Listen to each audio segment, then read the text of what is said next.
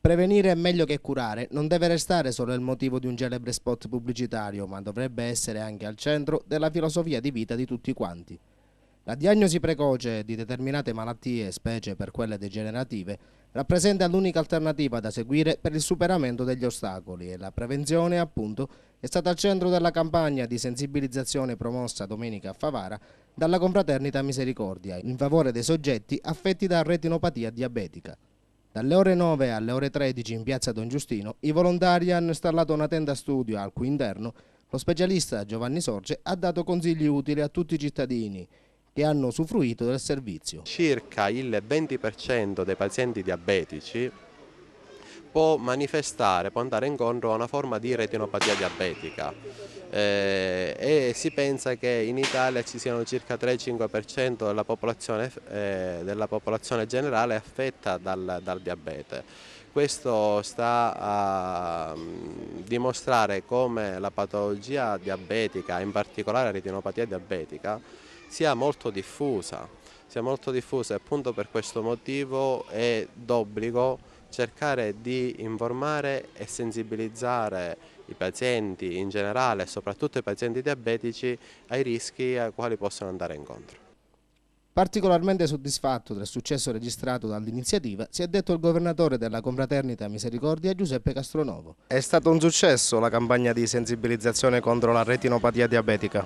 Sì, è un successo. Oggi è la prima giornata di una lunga serie di giornate che organizzeremo, giornate sanitarie. Oggi c'è stato un notevole afflusso di persone.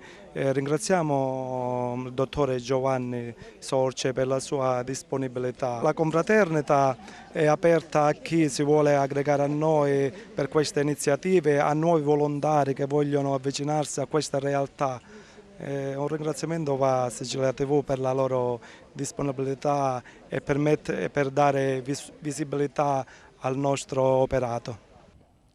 Presente in piazza Don Giustino anche il responsabile sanitario della confraternita, il dottor Dino Virgone, che restando in tema di campagne di sensibilizzazione, lo stesso ci ha anticipato a quali patologie saranno dedicate le prossime iniziative che saranno svolte in città. Che entro la fine dell'anno ci saranno altre giornate, una giornata dedicata alle malattie cardiovascolari con la presenza di un cardiologo e un'altra giornata per quanto riguarda l'endocrinologia con la presenza di un endocrinologo sullo studio della tiroide. Patologie che affliggono la tiroide sono molto frequenti, importanti e soprattutto molto frequenti nell'ultimo periodo. La Confraternita Misericordia, oltre che ai servizi sanitari di assistenza e di trasporto mediante ambulanza, è anche un organo abilitato alle operazioni di protezione civile, come ci spiega il responsabile Tommaso Ballanza. Tra le varie attività che svolgiamo c'è quello importante della protezione civile.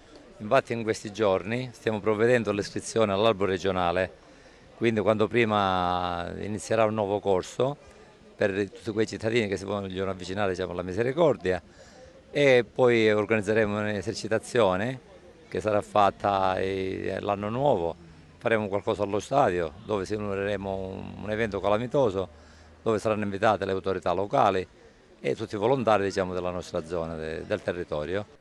Se le iniziative in programma della Confraternita Misericordia avranno la stessa partecipazione di pubblico di quella svoltasi domenica scorsa, sicuramente per i volontari sarà un successo garantito.